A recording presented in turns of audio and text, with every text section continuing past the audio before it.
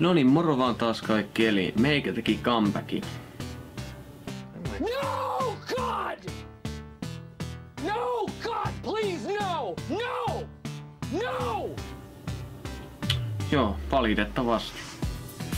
Mä oon siis 16-vuotias, asun Oulussa ja teen taas YouTube-videoita ja näin.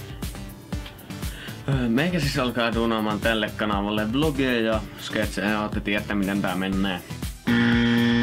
Vlogeja, sketsejä, kaikkia shaibaa mitä mieleen putkahtaa.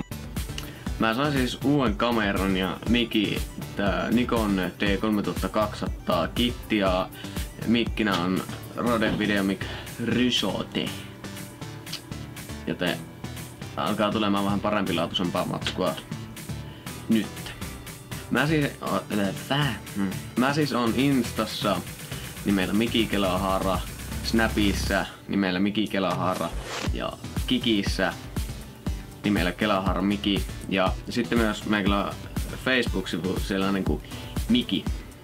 Että käykää tsekkaamassa mun somet ja mä en siis ala tekemään mitään vakituisesti silleen, että niinku kerran viikossa, vaan mä teen aina silloin tällöin, kun tulee joku esim. Aihevlogi tai käydään Superparkissa tai jotakin, niin silloin teen videoita, mutta en vakituisesti, että joo. Mutta eiköhän tää video ollut tässä. Muistakaa käydä tsekkaa somet ja pistäkää peukkoa ylös ja jakakaa ja kaikkia muuta shaibaa. Ja me nähdään taas seuraavassa videossa. Se on moro!